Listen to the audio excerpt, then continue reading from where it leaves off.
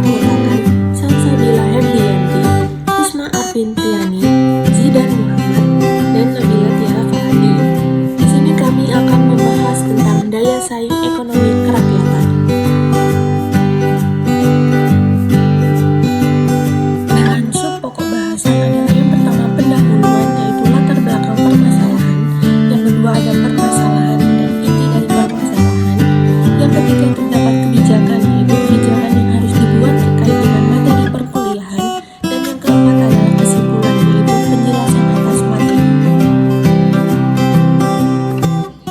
Latar belakangnya adalah lahirnya sistem ekonomi sosialis di akhir abad ke-18 dan awal abad ke-19 sebagai reaksi dari perubahan ekonomi dan sosial yang diakibatkan oleh sistem revolusi industri.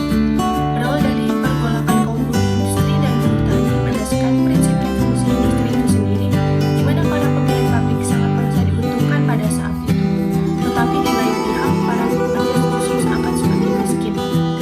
Di mana pengertian ekonomi kerakyatan adalah ekonomi yang bersifat kerakyatan, yaitu penyelenggaraan ekonomi yang berfokus untuk memberikan dampak kepada kesejahteraan rakyat kecil dan kemajuan ekonomi rakyat, yaitu keseluruhan aktivitas perekonomian khususnya yang dilakukan oleh rakyat kecil.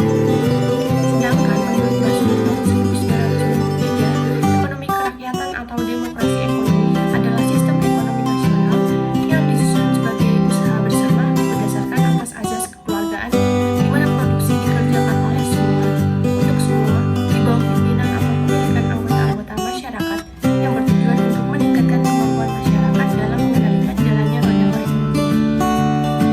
Dan ciri dari ekonomi kerakyatan adalah peran yang besar dari pemerintah, di mana peran negara sebagai penentu jalannya roda perekonomian, efisiensi ekonomi berdasarkan asas keadilan, partisipasi dan keberlanjutan, serta mekanisme alokasi penggunaan perencanaan pemerintah, dan yang terakhir mekanisme pasar dan kerjasama.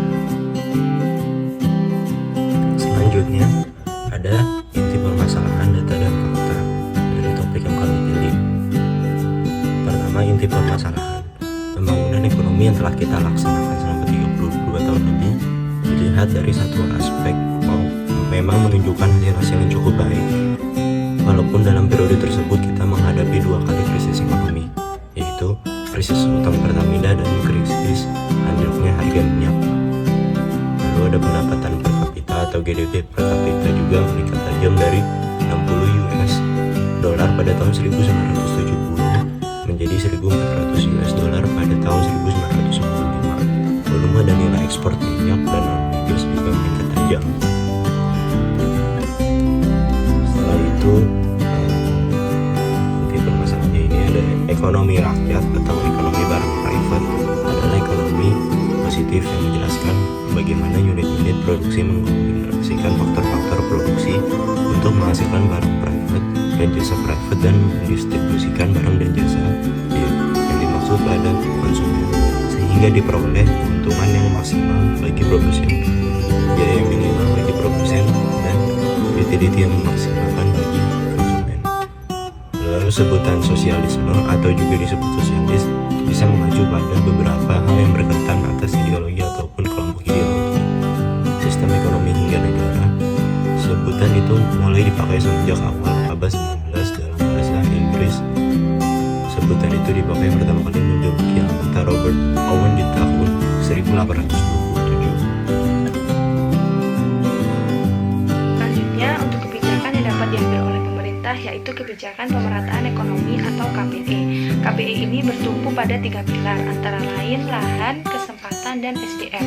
Kebijakan ini dimaksudkan agar rakyat mendapatkan apa yang mereka butuhkan atau keadilan untuk dapat meningkatkan kualitas hidupnya, bukan hanya sekedar kesamaan perlakuan semata.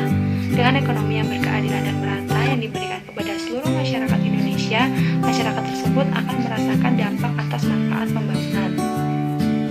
Lalu 3 pilar tadi yaitu yang pertama ada berdasarkan lahan mencakup reforma agraria dan perhutanan sosial, perumahan yang terjangkau bagi masyarakat miskin perkotaan.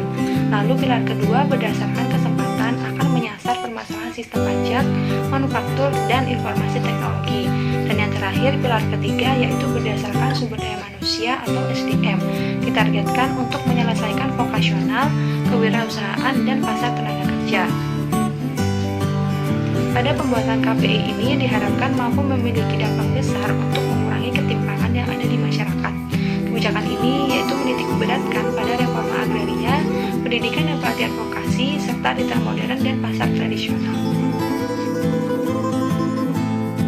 Baik, setelah mendengarkan penjelasan sebelumnya, maka dapat diambil kesimpulan bahwa pada akhir abad ke-18 hingga awal abad ke-19 lahirlah sebuah sistem ekonomi sosialis sebagai reaksi dari ekonomi dan sosial yang diakibatkan oleh adanya revolusi industri. Sebutan sosialisme sendiri mengacu pada beberapa hal yang berkaitan dengan ideologi, konsep ekonomi, hingga negara. Konsep sosialisme sendiri sebelumnya sudah dikemukakan oleh Plato pada bukunya yang berjudul Republik. Plato mengilustrasikan sistem ekonomi sosialis seperti sebuah negara memiliki kekayaan.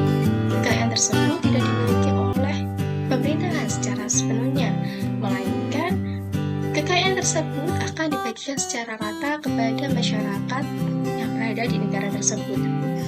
Dari adanya sistem ekonomi sosialis ini menimbulkan sistem baru, yakni sistem ekonomi kerakyatan, di mana sistem ini berfokus pada kesejahteraan dan kemajuan rakyat kecil. Terminologi ekonomi kerakyatan ini untuk membedakan mana ekonomi pemerintahan dan mana ekonomi publik. Kemudian pemerintahan dapat mengambil atau membuat kebijakan untuk pemerataan, yakni kebijakan pemerataan daya ekonomi kerakyatan yang bertumpu pada 3 pilar. Pilar yang pertama lahan, pilar yang kedua kesempatan, dan pilar yang ketiga sumber daya manusia.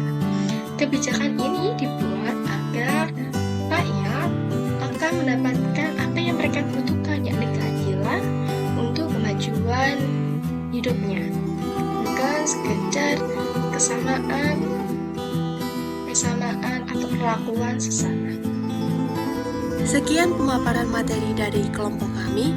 Atas perhatiannya kami ucapkan terima kasih.